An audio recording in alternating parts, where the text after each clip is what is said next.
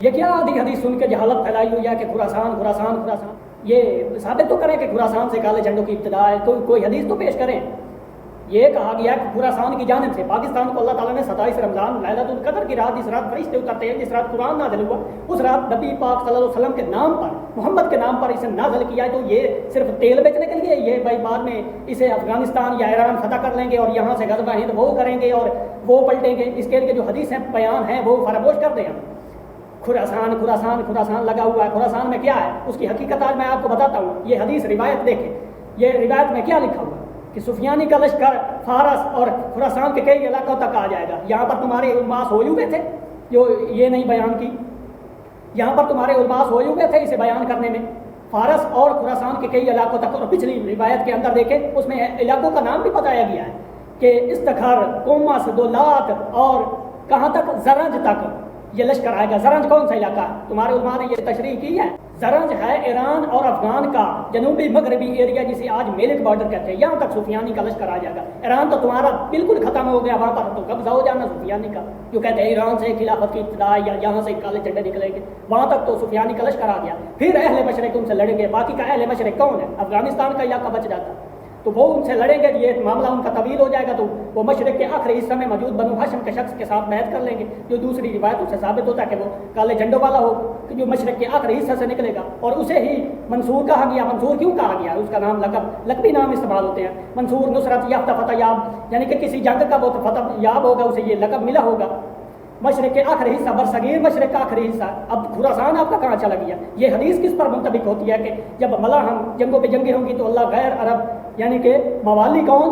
آزاد شدہ غلاموں میں سے اللہ ایک لشکر اٹھا کر کھڑا کرے گا، جو عربوں سے برتر بہترین ہتھیار اور شہ سواری والے ہوں گے، اللہ دین کی مدد اس لشکر سے لے گا، ان سے لے گا۔ یہ کس پر منطبق ہوتی ہے؟ یہ کرے نا ایران اور افغانستان پر منطبق، یہ کس پر منطبق ہوتی ہے؟ یہ صرف پاکستان کے لیے رہا سب سے بہترین لشکر، اور غزوہ ہند لڑیں گے تو پلٹیں گے تو شام میں عیسیٰ کو پائیں گے۔ یہی لشکر جس نے سب سے بہترین ہونا ہے، اسی سے اللہ تعالیٰ نے دین کی مدد لینی اور اسی نے غزوہ ہند لڑنی۔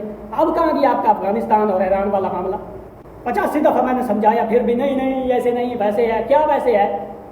آپ کے علماء نے یہ بھی بتا کے رکھا ہے، ہمیں نہیں پتہ کہاں سے ابتدا خلافت ہے، خلافت کی ابتدا۔ اب حدیث سنیں، مشرق کی طرف سے کالے جھنڈے طلوع ہوں گے، طلوع ہوں گے، طلوع والا لفظ آیا ہے کہ اڑ کے آگے فینزلون اتریں گے، لہذا اس کی بیعت کرنا، اس میں اللہ کا خلیفہ مہدی ہوگا۔ کئی حدیثیں ہیں، قریب اس عباس کی پشت سے ایک بیٹا پیدا ہوگا جو ظلم سے پردے گا، اور اس علی کی پشت سے پیدا ہونے والا بیٹا کیا ظلم و جبر ختم کرے گا، اور ظلم و جبر ختم کر کے مشرق سے آئے گا۔ دو حدیثیں، خراسان کی جانب سے کالے جھنڈے آئیں گے، اس میں اللہ کا خلیفہ مہدی ہو۔ کتنی حدیثیں پڑھی ہیں کہ مشرق سے مہدی نہیں آنا۔ یہ ایک تو ہوتی تو ضعیف سمجھ لی جاتی، تو اتنے ترک آ رہے ہیں تو انہیں ضعیف کیسے سمجھا جائے؟ پھر یہ بھی حدیث موجود ہے کہ بیت المقدس کا بادشاہ ہندوستان پر لشکر روانہ کرے گا، وہ انہیں بیڑیوں میں جکڑیں گے، مشرق اور مغرب کے تمام علاقوں کو فتح کریں گے، اور دجال کے آنے تک یہی موجود رہیں گے۔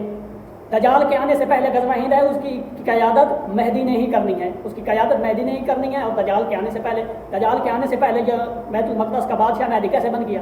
بیت المقدس کا بادشاہ، اس میں لقبی نام پکارا گیا، نہ کہ بیت المقدس سے یہ لشکر آئے گا۔ مشرق سے جو لشکر اٹھنا ہے، جو مشرق کے آخری حصہ سے نکلنا ہے، کالے جھنڈوں والا ہونا، وہی دین کی مدد کرنے والا، ساری دنیا کو وہی فتح کرے گا، جو پاکستان سے ثابت ہے۔ یہ بابا اقبال جاہل تھے جنہوں نے کہا تھا سبق پھر پڑھ عدالت کا، صداقت کا، شجاعت کا، لیا جائے گا تجھ سے کام دنیا کی امامت کا۔ کیوں انہوں نے اتنے سارے شعر پاکستان کے لیے کہے تھے؟ اس کی تقریر کیوں اس طرح سے بیان کی تھی؟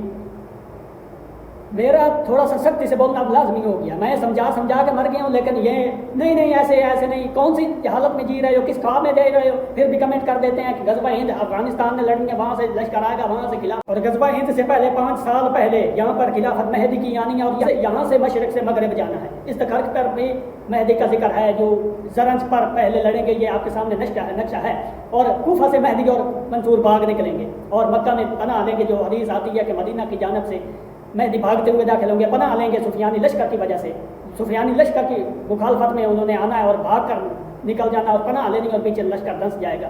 اب ضعیف حدیثیں اٹھا لیتی ہیں، مہدی کا ابتدا مدینہ سے ہے، مہدی یمن کے ہوں گے، یہ جو مشرق سے آنا ہے، غزوہ ہند کی قیادت کرنی ہے، اتنی حدیثیں ہیں، انہیں فراموش کر دیں۔